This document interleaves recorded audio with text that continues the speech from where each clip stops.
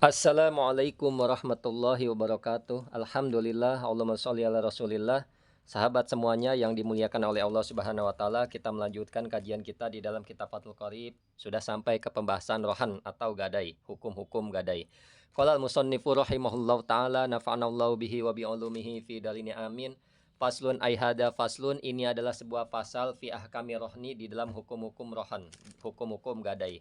Wahwa adapun rohan atau gadai lugotan secara bahasa as-subutu adalah tetap. Jadi rohan atau gadai secara bahasa adalah tetap. Wasyar'an dan secara syara ja'lu ainin maliyatin adalah menjadikannya benda maliyatin yang berharga apa benda wasikotan akan jaminan bidainin dengan hutang yustaufa yang dipenuhi apa dain apa hutang minha dari ainin maliyah dari harta yang berharga. Inda ta'adzuril wafa ketika sulit memenuhinya atau membayarnya. Nah, jadi rohan secara bahasa adalah tetap dan secara syara adalah menjadikan benda yang berharga sebagai jaminan hutang yang akan digunakan untuk melunasi hutang tersebut ketika sulit untuk melunasinya. Misalkan ketika si A minjam uang kepada si B. Si A punya HP, maka HP ini sebagai gadai, digadaikan sebagai jaminan. Diberikanlah kepada si B. Nah, buat apa itu HP? Ya, buat istilahnya ketika dia sulit membayar atau tidak bisa membayar hutangnya, maka HP ini bisa dipergunakan untuk dijual. Misalkan harga HP 3 juta. Nah, kemudian dia punya utangnya 2 juta. Ketika dijual ke orang lain 3 juta, maka 2 juta dia ambil, 1 jutanya kembalikan ke yang memiliki HP. Jadi itu fungsinya gadai ya untuk memenuhi tatkala hutang tersebut sulit dikembalikan atau dibayar. Biar merasa aman yang meminjamkan uang. Kemudian wala yasihu dan tidak sah. Wala yasihu dan tidak sah ar-rohnu apa gadai illa biijabin wa qabulin kecuali dengan ijab dan qabul. Jadi gadai ini harus ada ijab dan qabul. Perlu diketahui bahwa orang yang menggadaikan disebut rohin. Orang yang menerima gadai disebut murtahin. Barangnya marhun, yang digadaikan adalah marhun. Nah, ketika si rohin yang menggadaikan dan si marhun yang menerima gadai harus ada ijab qabul. Saya gadai ini ya. Maka si murtahin bilang, ya saya terima. Nah, seperti itu. Harus ada ijab qabul. Wasyartu kullin. Dan adapun syarat tiap-tiap minarrohin dari orang yang menggadai. Wal murtahin dan orang yang menerima gadai. Ayyakuna hendaknya ada. Mutlaqai tasorufi orang yang bebas membelanjakan hartanya. Mutlaq tasarrufi ini adalah ya orang yang bebas membelanjakannya seperti sudah balik dan berakal, bukan orang gila atau bukan anak kecil seperti itu. Jadi ini syarat. Wadakaro dan menyebutkan al-musonnifu siapa musonif dobiton pada batasan almarhun.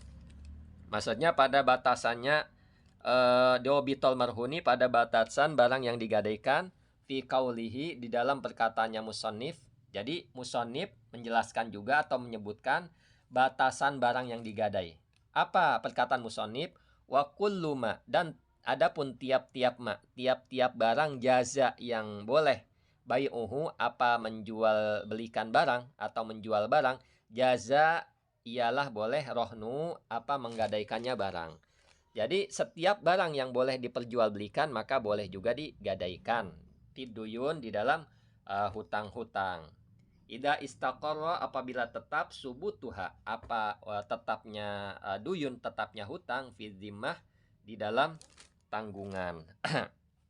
Jadi setiap perkara yang boleh untuk dijual maka boleh digadaikan sebagai jaminan hutang ketika hutang tersebut sudah menetap sebagai tanggungan hutang. Jadi hutang memang sudah tetap sebagai tanggungan.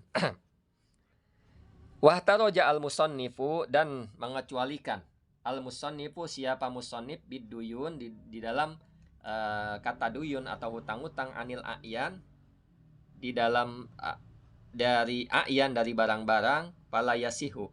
Jadi musannif mengecualikan biduyun, maksudnya dari hutang-hutang. Kemudian anil a'yan, dari benda-benda, fala yasihu, maka tidak sah. Nah, fala yasihu, maka tidak sah apa rohnu, gadai, alaiha, atasnya a'yan, atasnya barang-barang, ka'ainin, seperti barang, magsubatin, yang digosok apa barang, wa musta'arotin, dan yang dipinjam apa barang. Jadi barang yang dipinjam atau yang digosok. Kalau yang digosok ya nggak boleh. Gosok itu ya menggunakan barang tanpa bilang. Mengambil atau menggunakan barang tanpa bilang-bilang, ini gosok namanya, tidak boleh digadaikan. Wa musta'aroh, dan barang yang dipinjam. Kita meminjam motor, nah motor tersebut dibuat gadai oleh kita, maka ini tidak boleh, tidak sah. Wa nahwihima, dan selainnya kedua tersebut, minal a'yan, dari barang-barang, al-madmumati, yang dijaminkan. Nggak boleh seperti itu. Wahtaroza, dan mengecualikan bistikrori, dengan kalimat tetap. Jadi wahtaroja, mengecualikan siapa musonib, bistakorro, dengan lafadz istikror, tetap, anid duyun, dari hutang-hutang. Qabla istikroriha, sebelum tetapnya duyun atau hutang, kadainis salam, seperti hutang dalam akad salam. Wa anis samani, dan atas harga, muddatal hiyari, pada saat hiyar.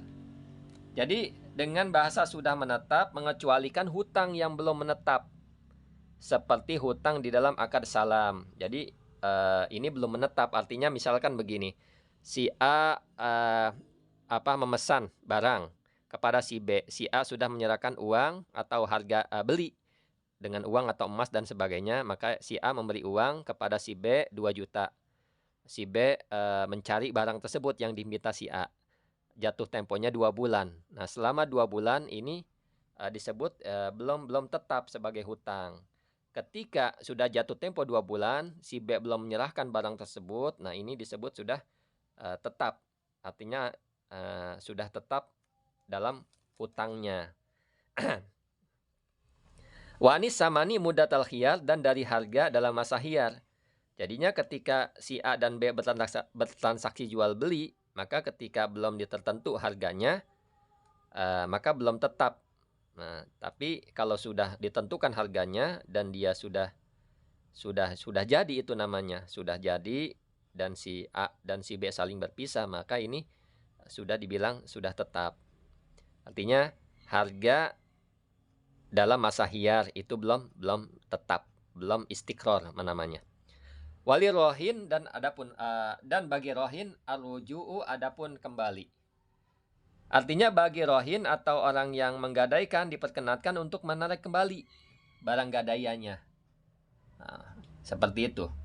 Malam yakbidhu, selama belum menerima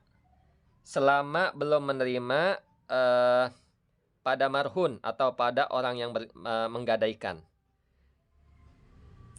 Al-multahinu, yaitu siapa orang yang menerima gadai. Jadi barang bagi rohin diperkenankan untuk menarik kembali barang gadaiannya selama belum diterima oleh multahin, orang yang menerima gadai. Jadi misalkan begini, bagi rohin itu diperkenankan untuk menarik kembali barang. Artinya ketika orang yang menggadaikan tersebut belum menyerahkan, si multahin belum menerima, maka ini boleh dia membatalkan. Saya tidak jadi, saya berubah pikiran, atau barang yang lain aja saya gadaikan, atau tidak jadi pokoknya. Nah, itu boleh selama si multahin belum menerima. Kemudian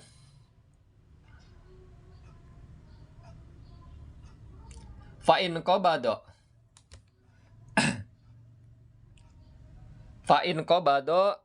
maka jika menerima siapa multahin al-aina, pada barang atau benda, kemudian wal marhunata, al marhunata, yang digadaikan apa ain, mimman, dari orang, yasihu, yang sah, ikbaduhu, Ikbaduhu maksudnya yang sah apa menyerahkannya eman, lazima maka tetap arrohnu apa akad gadai, wamtana'a dan terhalang ala rohin atas orang yang menggadaikan, arruju'u apa mencabut, fihi di dalam marhun.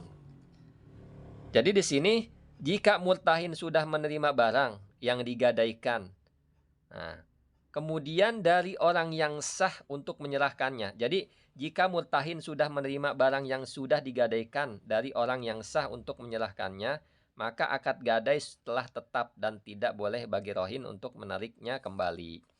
Nah, seperti itu. Jadi di sini tadi kan rohinnya atau murtahin belum menerima.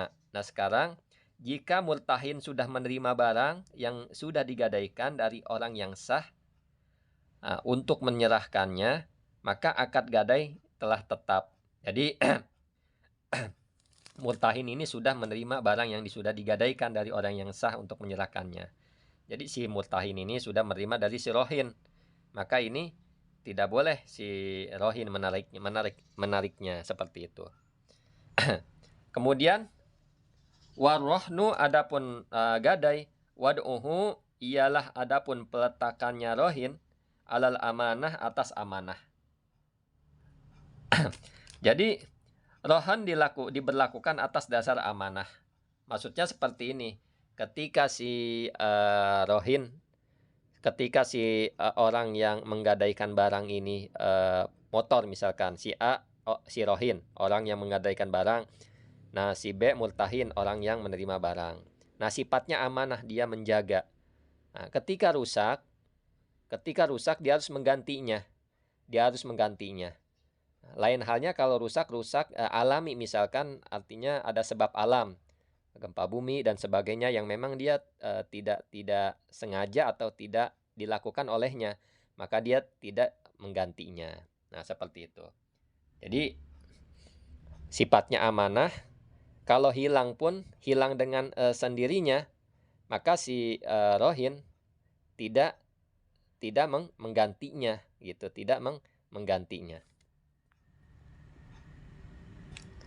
Si murtahin maksudnya tidak menggantinya. Kemudian wahina izin, dan ketika itu maksudnya alal amanah, maksudnya la yadmanuhu tidak mengganti pada marhun, pada barang yang digadaikan, al murtahinu siapa murtahin orang yang menerima gadai, ai la yadmanu maksudnya adalah tidak mengganti murtahinu orang yang menerima gadai illa bita'addi kecuali dengan ceroboh, kecuali dengan sebab ceroboh fihi di dalam marhun.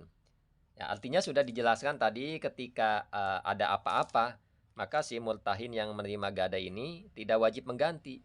Nah, kecuali dengan ceroboh, dia pakai sampai rusak, benar-benar rusak, nah dia harus menggantinya.